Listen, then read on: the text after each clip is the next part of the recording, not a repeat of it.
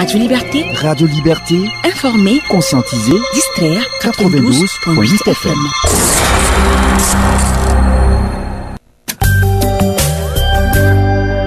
La grande édition du journal, présentation Tanga Thierry Zongo. Attaque à Tongomael dans le Soum. Des corps de 3 gendarmes ont été retrouvés ce lundi après une embuscade tendue contre une patrouille de la gendarmerie qui était en mission de ratissage. Les travailleurs de Securicom Burkina Airport observent depuis ce dimanche un arrêt de travail de 48 heures. Au deuxième jour de leur grève, ils ont organisé une assemblée générale dans l'après-midi de ce lundi. Des populations de la ville de Dédougou ont organisé une marche-meeting ce samedi en vue de dénoncer les spoliations et les spéculations foncières qui menacent la cohésion sociale dans la région de la boucle du Mouhoun. Des détails en fin d'édition avec Lamine Magassa, membre de la coordination du comité d'action citoyenne qui a initié cette marche-meeting. Il est notre invité dans ce journal.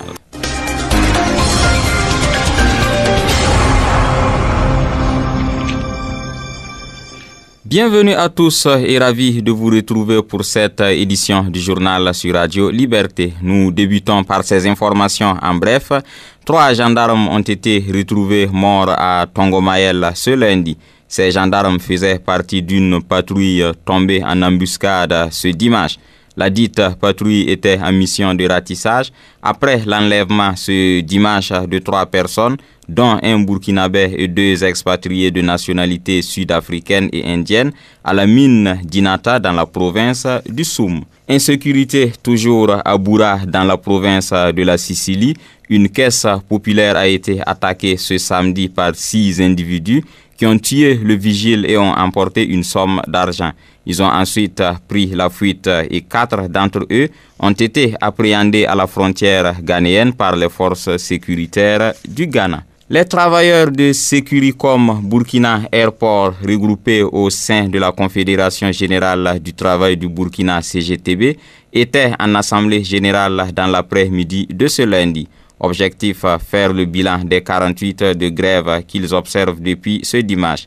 Des détails avec Rakiswende Yvonne Nanema. Le mouvement de grève des travailleurs de Securicom Burkina Airport fait suite, selon l'Union locale du Kadiogo, ULK de la CGTB, à une correspondance adressée à la Direction générale de la société en date du 19 septembre dernier. Dans cette correspondance, il était question pour les travailleurs de rappeler la non-application de certains points du protocole d'accord signé en 2013. Parmi ces points figure le non-respect des dispositions de l'arrêté relatif aux délégués du personnel et la non-discrimination entre les travailleurs. Pour le secrétaire général de l'ULK, Étienne Convolbo, la discrimination est interdite par l'article 2 du Code du travail. Malheureusement, aujourd'hui, vous avez des travailleurs qui ont une indemnité de logement à 10 000, d'autres l'ont à 15 000.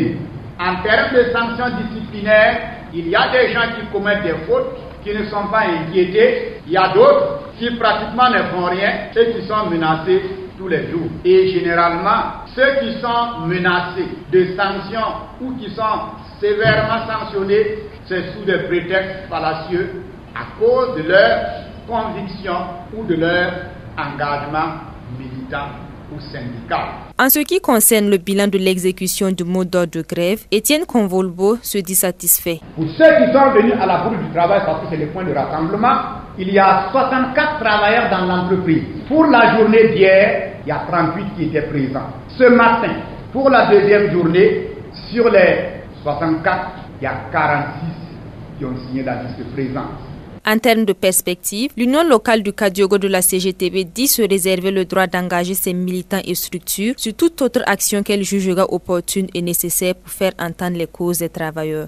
Le syndicat des travailleurs de la santé humaine et animale SINCHA interpelle le gouvernement sur l'application des engagements pris par le gouvernement après la signature d'un protocole d'accord en 2017. À travers une publication sur sa page Facebook, il a marqué son insatisfaction vis-à-vis du gouvernement qui a convoqué une rencontre le 20 septembre dernier. La synthèse de cette publication avec Rabi Kaba. Le syndicat des travailleurs de la santé humaine et animale SINCHA dresse un bilan négatif de l'application du protocole d'accord par le gouvernement une année après sa signature en mars 2017. Le SYNCHA accuse le gouvernement de ne pas respecter ses engagements. En lieu et place de tenir ses engagements, le gouvernement a opté d'une part pour des mesures de restriction des libertés syndicales et de remise en cause des acquis et d'autre part pour une stratégie de dilatoire à travers des rencontres, note le syndicat. Affirmant avoir montré sa bonne foi au dialogue, il dit cependant se rendre à l'évidence que le principe du respect de la parole donnée demeure une règle royalement ignorée par le gouvernement. Au cours d'une rencontre tenue le 20 septembre dernier, des engagements ont de nouveau été pris par le gouvernement selon le SYNCHA. Ceux-ci portaient entre autres sur les carrières, les avancements, la fonction publique hospitalière, le corps en voie d'extinction et les statuts particuliers. Le SYNCHA dit montrer sa bonne foi au dialogue. Il ajoute cependant que cette bonne foi ne signifie pas une carte blanche au gouvernement de poursuivre son dilatoire. Tout en espérant le respect de ses engagements, le SYNCHA déclare prendre l'opinion publique à témoin sur ce qu'il qualifie d'indifférence du gouvernement face à la détérioration des conditions de travail des agents de santé dans les structures sanitaires et aussi sur le dilatoire du gouvernement quant à les revendications. Le Bureau national du SYNCHA invite de ce fait ses militants à se tenir prêts pour répondre à tout mot d'ordre que l'évolution de la situation exigera. Toujours dans l'univers syndical, le syndicat national des travailleurs de l'information et de la culture SYNATIC a tenu vendredi dernier son conseil syndical ordinaire à Ouagadougou, 3 ans après son congrès. Cette instance a été le lieu pour les militants de faire le bilan des activités menées et de prendre des résolutions en vue de défendre au mieux les intérêts des travailleurs de l'information et de la culture. Au cours de ce conseil, un hommage a été rendu à Justin Koulibaly, premier secrétaire général du syndicat, par ailleurs directeur de Radio Liberté, décédé il y a de cela 1 an. Le point avec Danouma Ismaël Traoré. Il ressort du conseil syndical du syndicat autonome des travailleurs de l'information et de la culture SYNATIC que des actions ont été menées depuis le dernier congrès avec des acquis importants. Le secrétaire général du SYNATIC cite entre autres la lutte de la section de Canal 3 qui a abouti à la signature d'un protocole d'accord le 31 août 2015, la lutte contre la suspension des émissions interactives par le CSC en 2015 et les luttes menées par les travailleurs des médias publics en 2016 ayant abouti à la signature d'un protocole d'accord. Siriki Dramé souligne toutefois des difficultés dans sa mise en œuvre.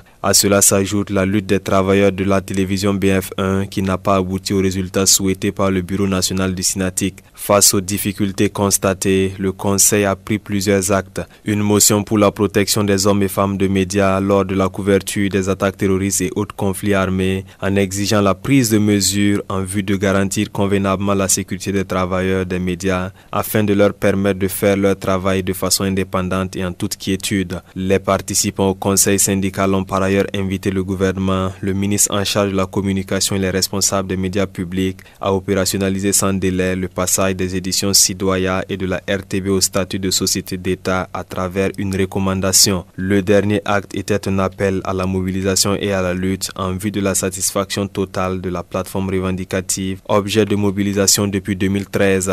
Le 5e conseil syndical du SYNATIC a été également l'occasion de rendre un hommage à Justin Koulibaly, premier secrétaire général du syndicat, décédé le 29 septembre 2017. En sa mémoire, un film a été réalisé par ses anciens camarades. Ce film, intitulé Justin Koulibaly, un révolutionnaire venu de la Côte d'Azur, a été projeté à cette cérémonie de clôture. Justin Koulibaly, un révolutionnaire venu de la Côte d'Azur, tel est l'intitulé du film d'hommage au secrétaire général d'honneur du SYNATIC. Un film qui retrace sa vie et de son enfance à sa vie militante au sein d'organisations comme le SYNATIC, le mouvement burkinabé des droits de l'homme et des peuples et l'Union générale des étudiants voltaïques.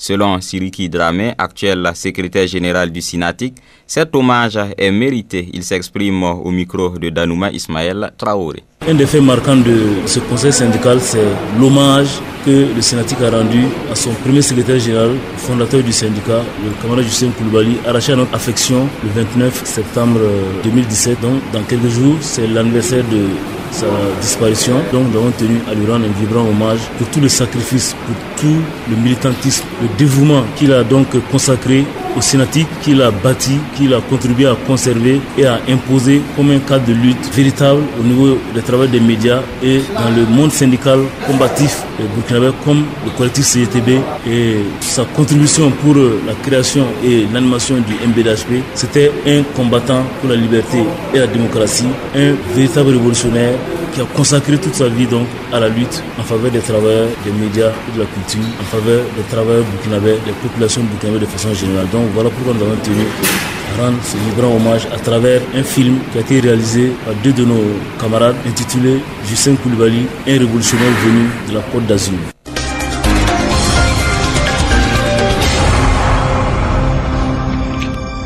À présent, nous faisons le point de l'audience de ce lundi du procès du putsch manqué de septembre 2015. C'est le capitaine Abdoulaye Dao qui est toujours à la barre.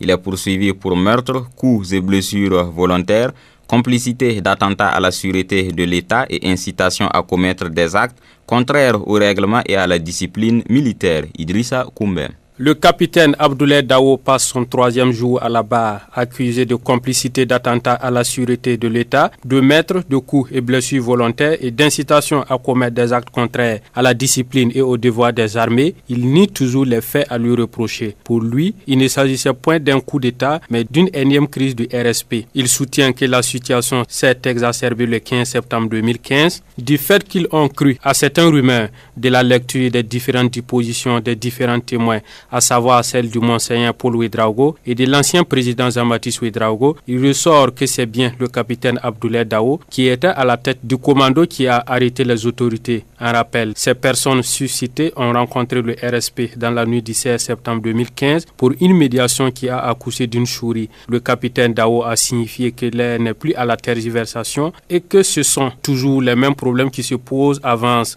l'ancien président Jean-Baptiste Ouédraogo. La question de l'expertise des scellés du capitaine a également été au cœur des débats. Si l'accusé reconnaît être propriétaire des appareils, il nie en bloc les contenus des 10 appareils. Pourtant, des fichiers contenus dans l'ordinateur portable montrent à souhait qu'il s'agit bien de ces fichiers, puisqu'il reconnaît même certains. Mais il dit ne pas reconnaître l'un des fichiers dénommé déclaration du CND. Il nie également avoir donné des ordres à aucun soldat. Pourtant, le major Iloa Badiel, dans sa déposition, affirme qu'il a bien reçu l'ordre du capitaine Abdoulaye Dao pour bien de missions. Face à la persistance du capitaine, le conseil de l'adjudant-chef-major Iloa Badiel, maître Kienou Bertin, a souhaité une confrontation des deux accusés les jours à venir. A noter également qu'un accusé, le sergent-chef Gerbo Mohamed Laoko, a émis le vœu d'être à nouveau interrogé par le tribunal. L'audience a été suspendue à 17h. Elle reprend demain à 9h avec toujours le capitaine Abdoulaye Dao.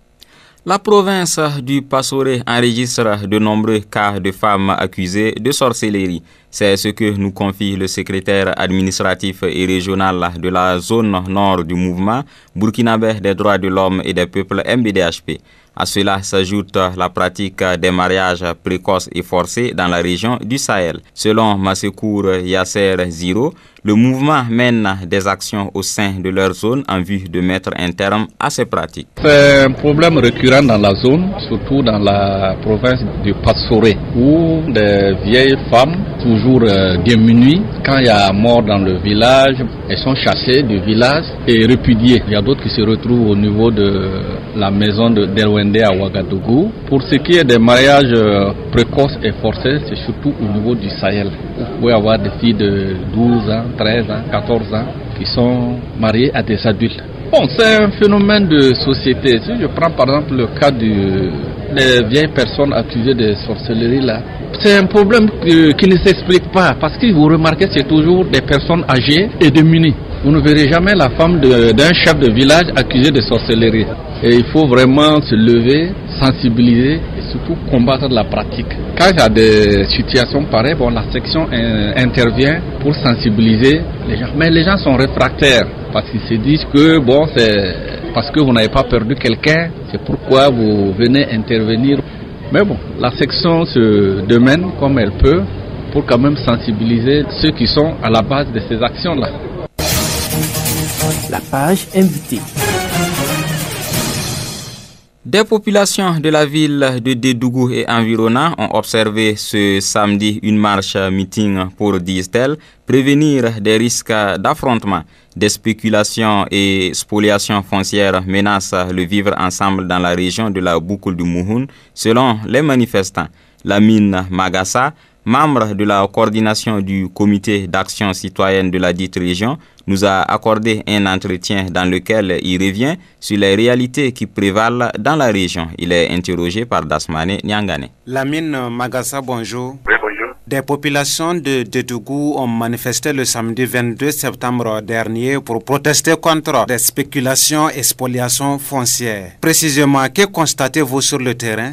La situation qui se développe autour du foncier dans la région de la boucle du monde est assez préoccupante. Alors, ce qui se passe exactement, alors aujourd'hui, le foncier est géré par certains terriens heureux qui n'hésitent pas à vendre donc le même bien à 2, 3 ou 4 personnes. Alors, pour être plus exclusif, vous savez que le besoin de logement est très, très criard au niveau de notre région, surtout la ville de Dédougou. Par exemple, où il y a 20 ans lotissements. Donc, les gens pour se loger vont chercher des terrains non lotis en attendant. Alors, avec le terrain négocié, on va à une première personne. Alors, vous savez que le terrain, on le laisse prendre chaque fois de la valeur. À un certain moment, si on sent qu'il y a plus de valeur, on cherche un autre acquéreur, on vient le vendre plus cher. Maintenant, si tu veux parler, on dit, bon, tu n'es pas chez toi. Ou bien les propos des gens, la terre nous appartient, on fait des affaires comme nous voulons. Par rapport au champ, tu peux te lever un beau matin, aller trouver que ton champ a été borné.